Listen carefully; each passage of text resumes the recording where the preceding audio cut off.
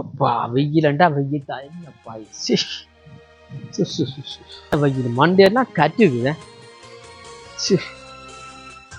என்ன வெயிலப்பா, ஒரு மரம் தாடி ஒன்றுமே இல்லையே இது வழிய நிக்கிறதுக்கு. என்ன வெயிலப்பா இது.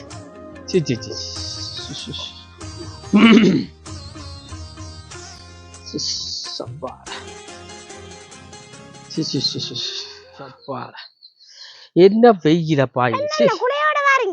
குளியோட வாரணும். வெயிலுக்கு குளையெல்லாம் கருகி போகுது.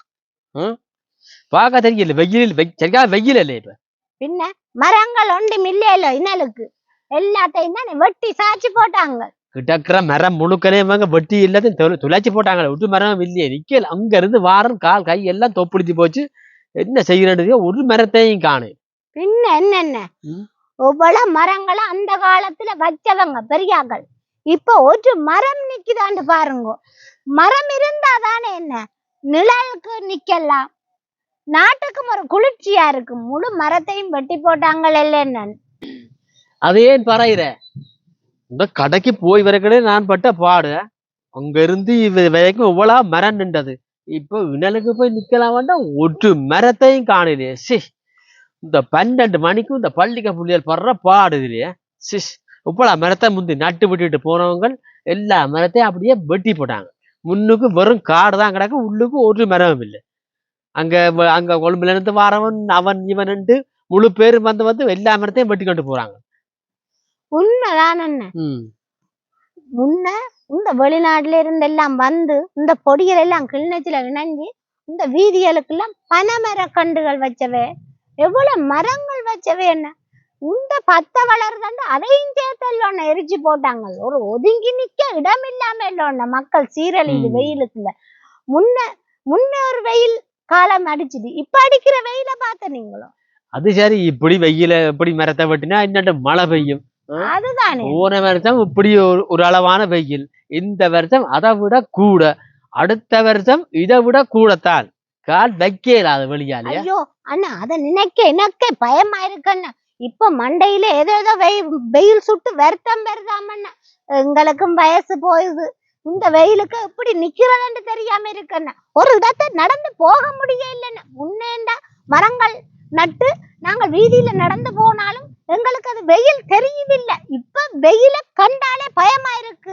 இப்ப தெருவுல ஒரு மரமும் இல்லை.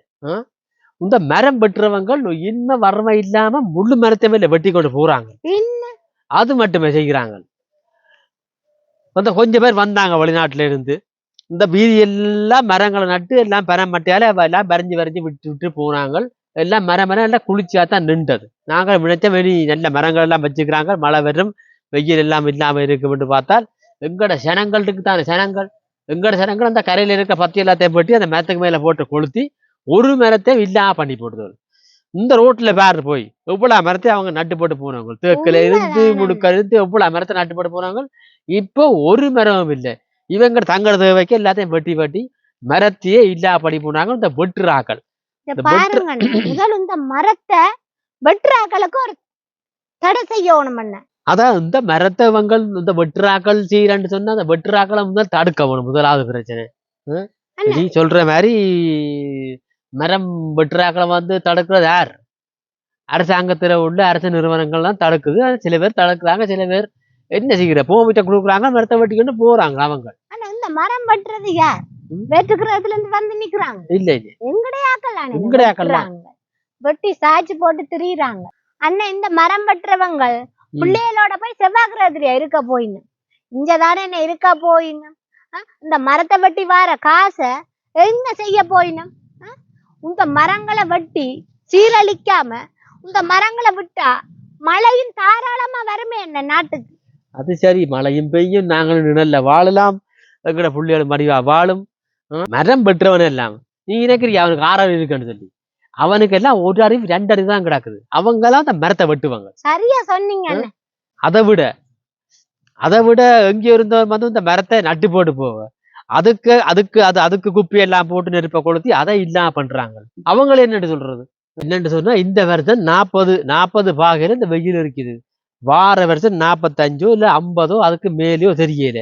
இதை விட ஒரு 10 வருஷம் கடந்துட்டால் நாங்க முழு பேரும் அப்படியே வெயில எரிஞ்சு முழு பேரும் செத்துருவோம். சரியோ? ஏன்னு சொன்னா இந்த தென் பகுதி பக்கம் எல்லாம் போய் பாருங்க, அங்க எல்லாம் வீடுகள்ல மரத்தை வளர்த்து நல்ல குளிர்ச்சியா இருக்குது. அதை விட சில நாடுகள்ல போய் பாருங்க, எல்லா இடத்தையும் மரங்களை வளர்த்து அதுக்கண்டு ஒரு சட்டத்தை வச்சு மரம் பெற்றவனை பிடிச்சி அதுக்கு தண்டனை கொடுத்து எல்லாத்தையும் மரத்தை வளர்த்து அவங்க நல்ல சுகசெய்தியாக வாழ்ந்தோன்று இருக்கிறாங்க. எங்கடாக்கள் அப்படி இல்லை. மரம் வைச்சாலும் வெட்டுறாங்க, தானும் வைக்க மாட்டான். வைக்கிற மரத்தை விடுறான், இல்லை அதை வெட்டுறான், எல்லாத்தையும் கொளுத்துறான். ஏதோ செய்தோன்னு நிற்கிறாங்க. இதுக்கு என்ன செய்கிறான்னு தெரியாம கிடக்குது. வெயிலும் கடுமையா எடுத்து கொண்டு நிற்குது. புள்ள குட்டிகளுக்கு இப்ப சொல்லி கொண்டிருக்காங்கன்னு சொன்னால், எண்ணெயால வச்சுக்கிச்சு நல்ல வெள்ளை தொப்பியெல்லாம் போட்டு புள்ளையில வெளியால விட சொல்லி போய் அந்த இதுல நான் போயிட்டு வார். இங்க வேற இந்த நினைவு நாளுகள், இந்த பிறந்த நாளுகள்ல தான் கேக்க வெட்டுறதை விட்டுட்டு எங்கிற பிள்ளைகளுக்கு நாங்கள் சொல்லிக் கொடுப்போம். உங்களோட பிள்ளைகளுக்கு சொல்லிக் கொடுங்க. மரத்தை நடுவோம், நல்லபடியா வாழ்வோம் என்று சொல்லி எல்லாருக்கும் சொல்லிக் கொடுங்க. ஒவ்வொரு பிறந்த நாளுக்கும் மரத்தை வைக்க சொல்லுங்க. நினைவு நாளுக்கு மரத்தை வைக்க சொல்லுங்க. அதை விட பிறந்த நாளுக்கெல்லாம் மரத்தை நட சொல்லி பழக்குங்க பிள்ளைகளுக்கு. மரத்தை எப்படி வளர்க்கணும்னு சொல்லி பிள்ளைகளுக்கு சொல்லி கொடுத்து மரத்தை நட்டு மரத்தை நடுவோம், மரத்தை காப்போம்னு சொல்லி கொடுங்க. ஓமண்ண மாதா பிதா குரு அவர்கள் தான் தெய்வம் என்று நாங்க நினைக்கிறோம். ஆனா இந்த மரங்களும் எங்களுக்கு ஒரு தெய்வம் மாதிரிதான். என்ன மரங்கள் இல்லாட்டி நாங்களும் வாழ்க்கை இழந்துருவோம். அண்ணன் இந்த உலகுக்கு மரம் முக்கியம்ன்றதை நான் உணர்ந்துட்டேன். நான் போய் மரம் நட்டு இந்த உலகுக்கு மரத்தை நடணும்ன்றத மக்களுக்கு வெளிப்படுத்துறேன். என்ற பிள்ளைகளுக்கும் அதை நான் தெளிவுபடுத்துறேன். என்ன நீங்களும் பிள்ளைகளுக்கும் மக்களுக்கும் ஒரு அந்த மரங்கள மகத்துவத்தை சொல்லுங்க அண்ணன். சரி அண்ணன், நான் போயிட்டு வாரேன். அவ சொல்லி போட உங்களை எல்லாருக்கும் விளங்கிச்சு தானே. பார்த்து கொண்டிருக்க நீங்களும் மரத்தை நடுங்கோ. அதை பற்றி உங்களோட பிள்ளைகளுக்கும் சொல்லுங்க. மரத்தை நடுவோம், நாட்டை காப்போம்.